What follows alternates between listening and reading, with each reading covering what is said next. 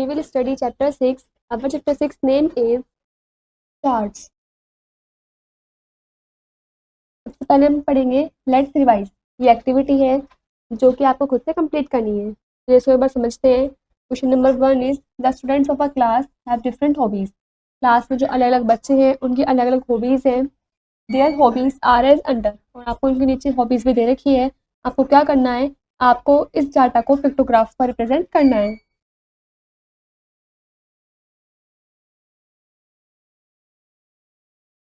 Second is observe the following pictograph and answer the questions that follows. आपको इस pictograph को observe करना है और जो भी क्वेश्चन आपको पूछे गए हैं उसका आंसर आपको करना है। ये सभी क्वेश्चन है जो आपको इनका आंसर देने हैं।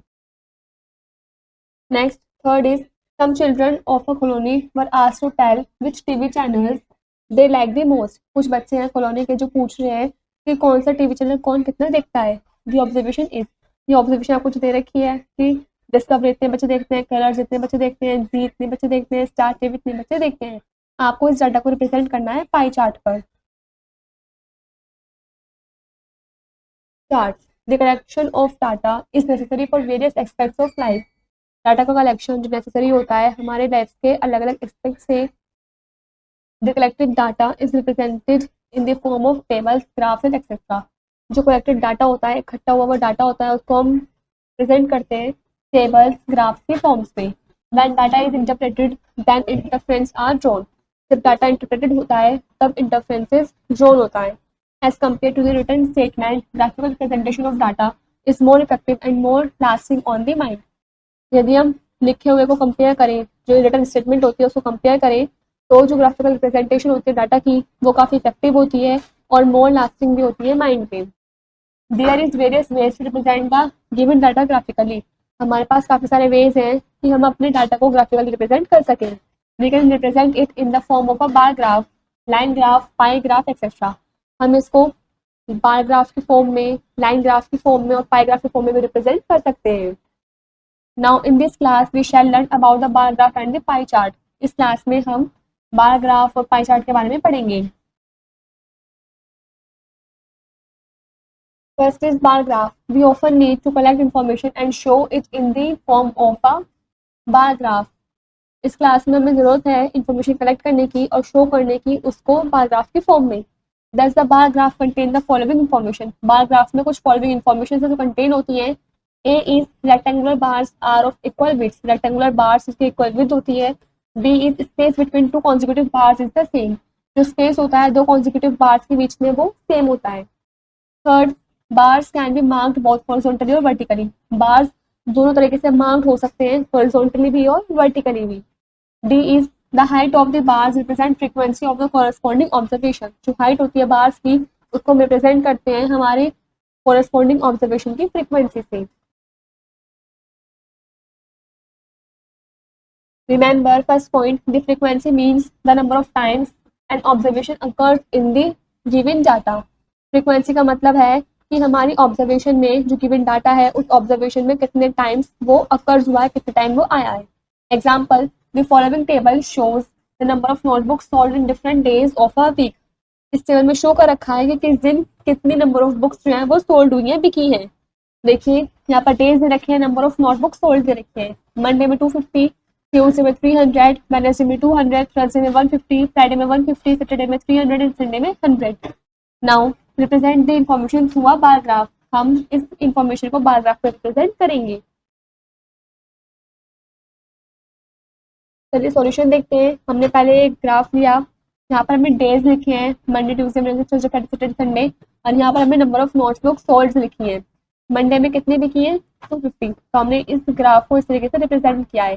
ट्यूसडे में बिके 300, तो हमने इसको इस तरीके से ड्रॉ करा है। इस तरीके से हमने सभी डेज के जितने भी नंबर ऑफ बुक्स सोल्ड हुई है वो हमने यहाँ पर ड्रॉ कर दिया है।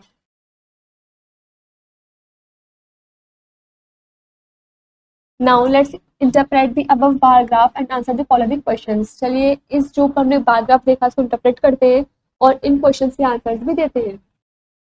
ए is on which day the sale of notebooks was maximum. कौन से दिन नोटबुक्स की सेल मैक्सिमम हुई, ज़्यादा हुई? आंसर है सैटरडे। सैटरडे को नोटबुक की सेल ज़्यादा हुई। B is on which day the sale was the least. कौन से दिन सबसे कम सेल हुई? आंसर है Sunday. C is on which day the sale of the notebooks was the same. कौन से डे पर आपको बताना है कि जो सेल है नोटबुक की वो सेम हुई। आंसर है थर्सडे एंड फ्राइडे। थर्सडे और फ्राइडे को दोनों ही दिन नोटबुक से सेम सेल हुई है। D is on which day the sale of the notebooks was more than 300। कौन से दिन नोटबुक की सेल जो है वो 300 से ज़्यादा हुई है।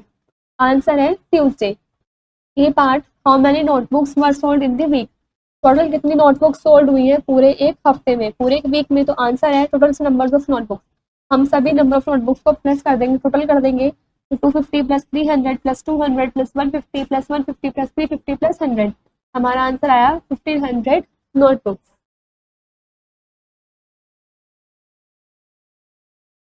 Scale to represent different numbers, first we need to choose the scale for the graph। अलग अलग नंबर्स को रिप्रेजेंट करने के लिए सबसे पहले हमें जरूरत होती है स्केल को चूज करने के लिए ग्राफ के लिए।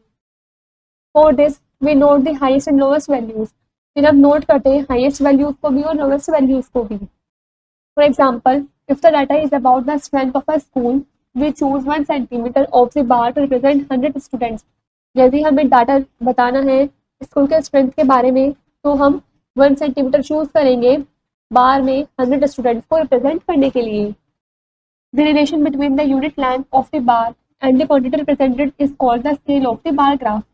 जो रिलेशन होता है यूनिट लेंथ ऑफ द बार और क्वांटिटी रिप्रेजेंट के बीच का, उसको हम रिप्रेजेंट जब करते हैं तो हम उसको scale of the bar graph बोलते हैं। Plus we write the scale as, हम स्केल को सेलेक्ट से लिख सकते हैं 1 centimetre is equal to 100 students. Use of graph paper. A graph paper is a sheet of paper having grid of lines on every millimeter both horizontally and vertically। Graph paper एक sheet होता है paper का जहाँ पर grids बने होते हैं lines के हर एक मिलीमीटर से बाद, और दोनों ही हॉरिजॉन्टल वर्टिकली में वो बना हुआ होता है। Both types of lines are perpendicular to each other. दोनों ही तरीके की लाइंस जो होती हैं वो एक दूसरे के परपेंडिकुलर भी होती हैं। Example, the strength of school in given below. जो स्कूल की स्ट्रेंथ दे रखी है वो आपको नीचे दे रखी है। यहाँ पर क्लासेस हैं, class first, class second, class third, class fourth, class fifth. यहाँ पर नंबर ऑफ स्टूडेंट्स लिखे हुए हैं 200, 250, 150, 300 and 250।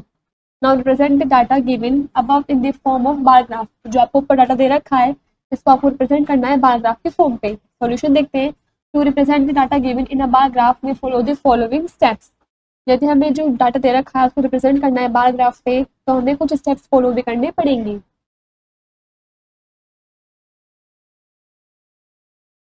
Step 1, first we draw two rays OX and OY perpendicular to each other। सबसे पहले हम दो रेज ड्रॉ करेंगे OX और OY जो कि दोनों ही एक दूसरे के परपेंडिकुलर हैं। Here OX is a horizontal axis and OY is a vertical axis। जो OX है वो horizontal axis है और जो OY है वो vertical axis है। देखिए OX is a horizontal axis and OY is a vertical axis। horizontal axis पे हम लिखेंगे क्लासेस और वर्टिकल एक्सिस पर हम लिखेंगे नंबर ऑफ स्टूडेंट्स।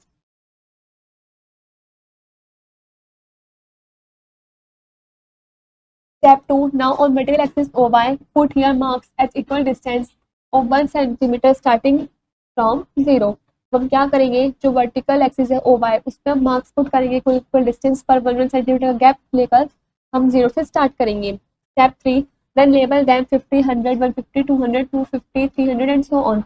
उसके बाद हम उन पॉइंट्स पर ये सभी नंबर्स को लेबल करेंगे, इन सभी नंबर्स को लिखेंगे। Step 4, now on horizontal axis OX, जो हॉरिजॉन्टल एक्सिस थी OX उसमें 5 मार्क्स पुट करने हैं इक्वल डिस्टेंस पर और हमें वहाँ पर नेम्स लिखने हैं क्लासेस के उनके नीचे। Step 5, now draw vertical line which reaches up to 200 at the marks of class first. उसके बाद हमें एक वर्टिकल लाइन ड्रॉ करनी है जिससे हम क्लास फर्स्ट से 200 तक पहुँच सकें।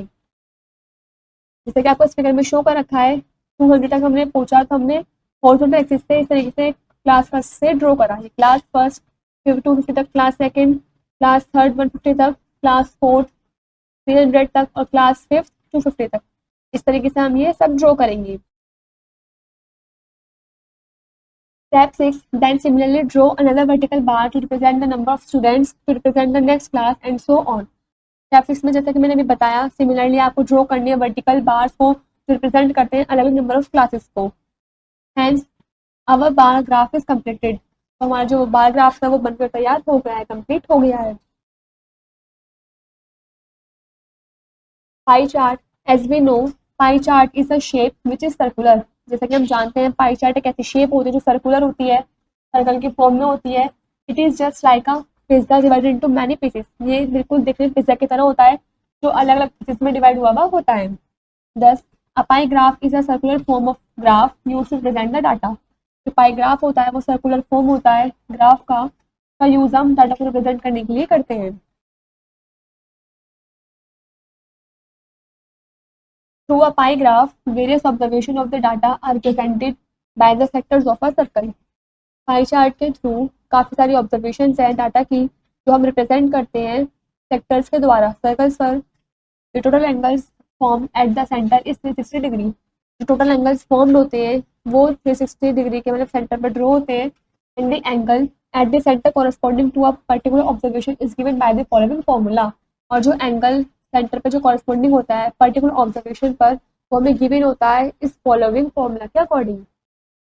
Formula is 360 degree upon sum of total number of observation multiply by numerical value corresponding to particular observation. Example देखते हैं। In an examination Om obtain the marks given below, examination में ओम को इतने मार्क्स मिले हैं जो कि आप उनके टेबल में शो कर रखा है। Subjects English, science, maths, Hindi and history, marks मिले हैं 90, 50, 55, 80 एंड 85।